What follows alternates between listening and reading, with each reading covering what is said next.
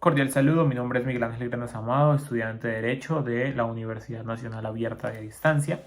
Hago el presente video para presentar la materia constitucional, Derecho Constitucional 2. El estado de emergencia no faculta al presidente ni a ninguna autoridad para suprimir o anular el poder judicial.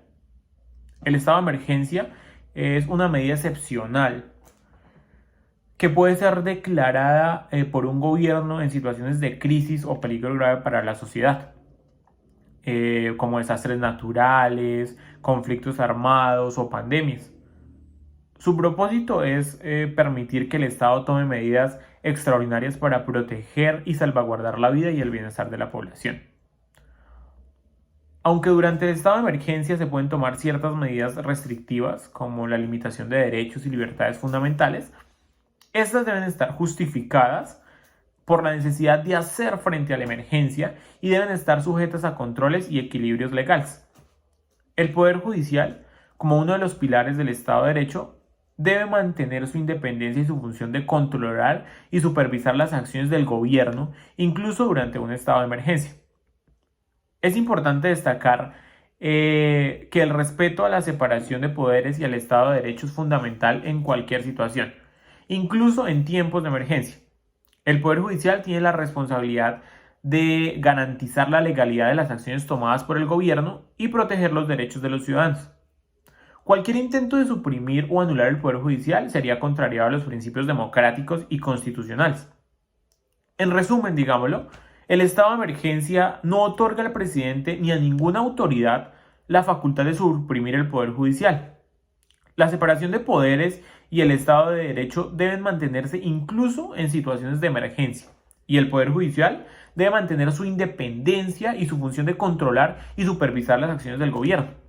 En algunos países, como en casos de extrema crisis o peligro para la nación, puede existir la figura del estado de excepción o estado de sitio, que otorga al presidente o al Poder Ejecutivo facultades excepcionales que pueden permitir la suspensión temporal o limitación de ciertos hechos y garantías constitucionales, en la cual se suspenden temporalmente algunos derechos y garantías fundamentales con el fin de hacer frente a una crisis o a un peligro grave que amenaza el orden constitucional, que amenaza la seguridad nacional o la estabilidad del país.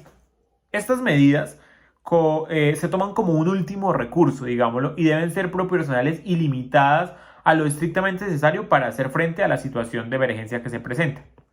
Bajo un estado de excepción, el presidente puede asumir poderes adicionales para hacer frente a la situación de emergencia, como medidas de seguridad, restricciones a la movilidad, censura de medios de comunicación, entre otras. Estas facultades adicionales son generalmente temporales y deben estar justificadas por la gravedad y urgencia de la situación.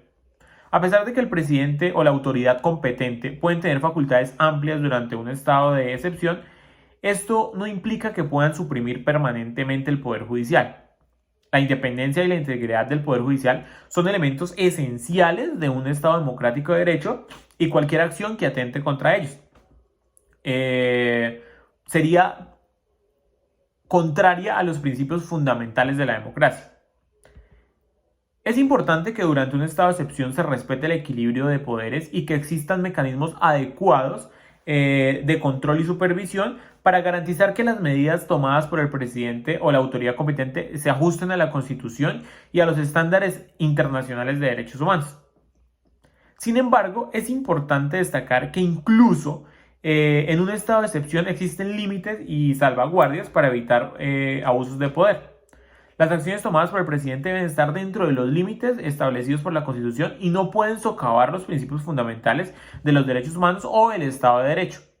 Además, en muchos sistemas jurídicos, incluso durante un estado de excepción, el Poder Judicial mantiene su función de control y supervisión para garantizar que las medidas adoptadas sean proporcionales, necesarias y estén en consonancia con los principios constitucionales y los estándares internacionales de derechos humanos.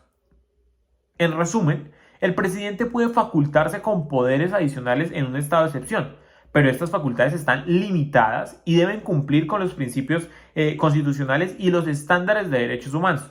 La separación de poderes y el papel del Poder Judicial siguen siendo relevantes incluso durante un estado de excepción. ¿No podría entonces el presidente suspender a la rama judicial Podría buscar mecanismos alternos como la virtualidad o la atención remota mediante mecanismos asincrónicos, digámoslo como el correo electrónico. Muchas gracias.